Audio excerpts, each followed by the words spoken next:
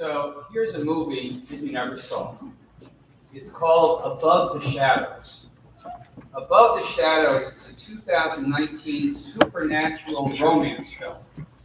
After the death of her mother, a young woman named Holly has faded from the world to the point of becoming invisible. Her family, teachers, and classmates can't see her. She survives by taking photographs and selling them to the tabloids.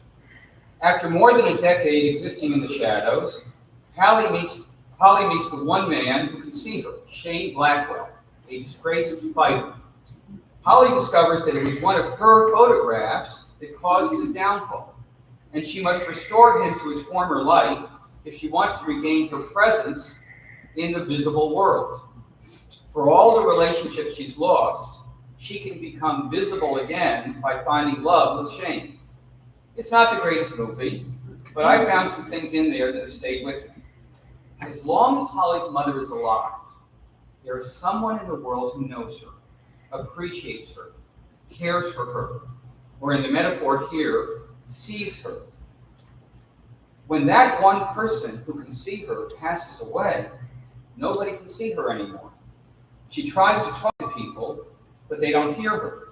She tries to bump into them so they'll know she's there, but she passes right through them. She's alive, but nobody knows it. That's why she can take the most sensational photographs, because nobody knows she's there. I wonder if you know what I'm talking about. If you do, this is very painful.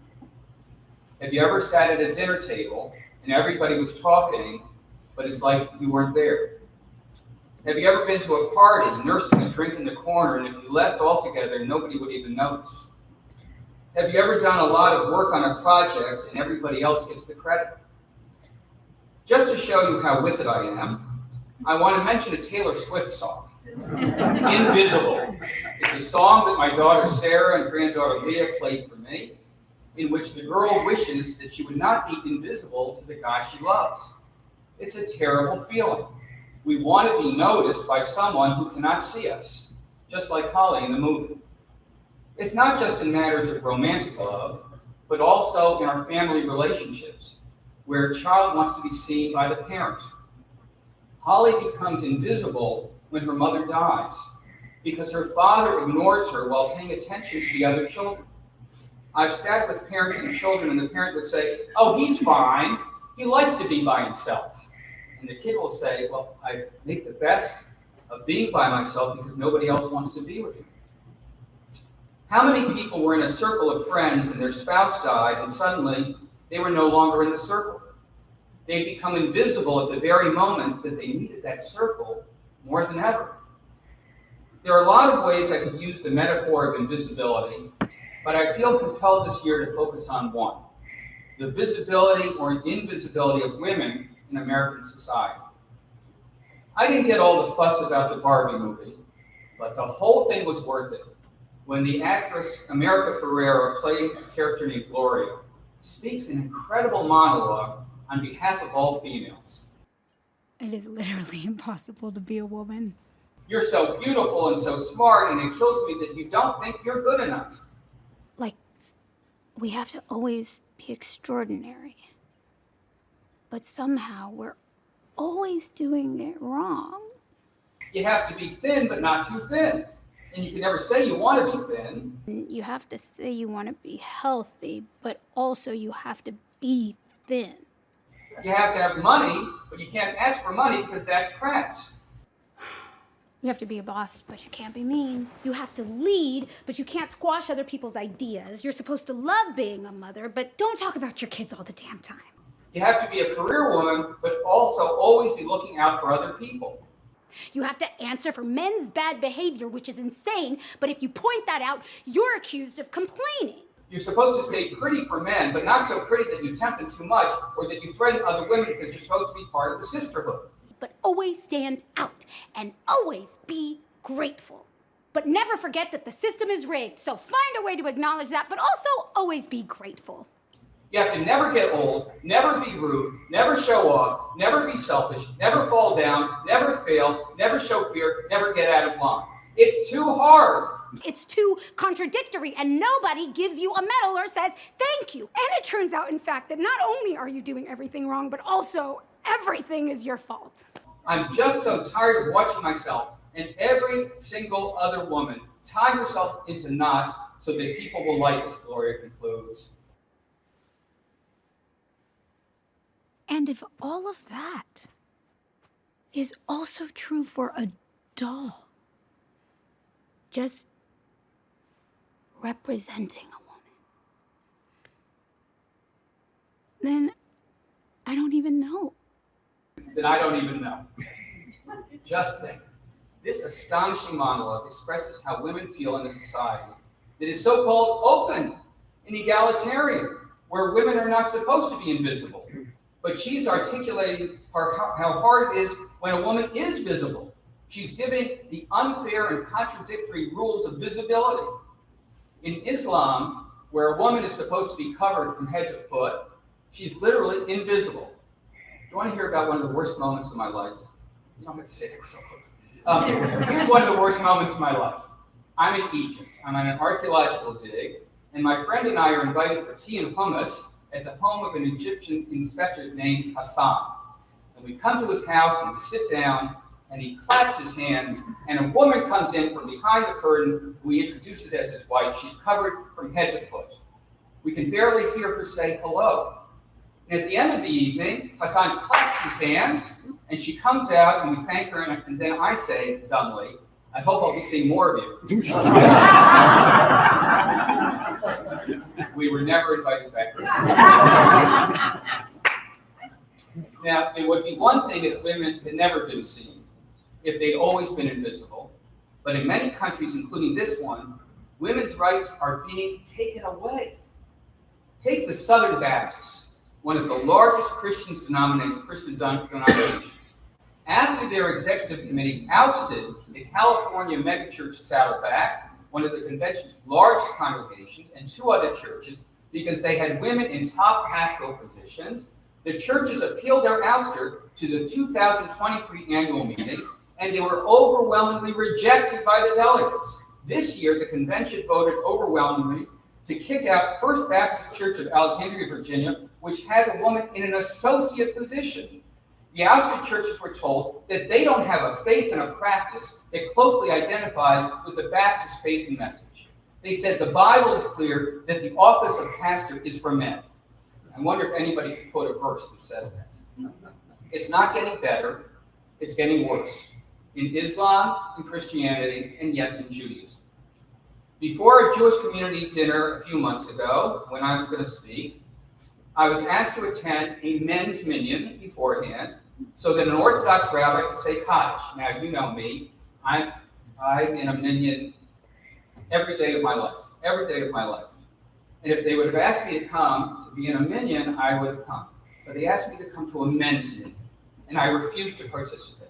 I will not be included in a service where women are not considered equal to men. All of us must be here in the light, not above the shadows or behind the curtains. We must all be visible. Now, why is all this happening? I am convinced that all of the right-wing religions and movements, including Islam, Orthodox Judaism, and a number of Christian denominations, have grown stronger for the very reason that they're rolling back women's rights. Insecure males seem to feel like they're on the defensive, that they're losing their superior rights and privileges, and they're fighting back using the name of religion. We have to fight against this worldwide trend. Conservative Judaism believes in egalitarianism for rabbis, cantors, minions, aliyot, Torah readers, and everything in our rituals and practices. It wants to include everybody in everything. But conservative Judaism was not always like this. My father, God I miss him, my father was one of the first rabbis to push for counting women in a minyan and giving them aliyot. He had to fight for this, and he nearly lost his job. That was not that long ago. But he won because conservative Judaism believes in involving and evolving. Conservative Judaism was able to expand its rituals to involve everyone because it believes in conserving what is good and true from the past, but evolving as we learn more about God's world. It believes in evolving as technology and medicine give us opportunities our ancestors could never have imagined. But have you noticed The movements of every religion that discriminate against women are on the rise. I guess if this were all restricted to religion, I could say, okay, if you choose to be in that movement or faith, that's your right. That's your business. But shouldn't the business world, which revolves around images, want to at least look like it's making progress towards equality? And for a while, we were hearing about the so-called girl boss in the corporate world. But before we turned around, the magazines were proclaiming, ding dong, the girl boss is dead, and citing accusations of aggression by female executives. Notice the Wizard of Oz reference, making women bosses into witches. There are studies of companies that enrich their top male bosses by boxing out women. One major company has promoted more men into management positions because they say that male managers are less likely to question unfair policies. You can say a business can do anything it wants. You don't have to work for that company. And you can say a religious movement can do anything it wants. You don't have to belong to that religion or that movement. It's when American law rolls back the rights of women that I get really angry and really afraid. Because what happens when inequalities become the law? We have a runaway Supreme Court that is taking us backwards in time. A half century of constitutionally protected reproductive rights were shredded in 2022 with Dobbs versus Jackson. Why should we have to argue that women should have the right to save their lives? Over 200,000 women have had to travel from their state to another to assert their rights. There's something wrong. Taking away rights is wrong. The issue of when life begins is a complex question. I get that. But there's no question when a pregnancy started with an evil act, that pregnancy must be terminated and as soon as possible. And there's no question that if a pregnancy can be created with the help of modern medicine, well, if that's not pro-life, what is? All those who want to bring new life into this world should be helped and supported. And there's no question that certain things in our lives should be private. We live in a world where everything in our lives is online. If you want to live that way, that's your choice. But I believe that we should have the right to choose what we put out there. And I certainly don't want the government to choose when and how and where to have a baby, which in my mind is the biggest decision in our lives, the biggest decision. Now, why is all this happening? Why is all this happening?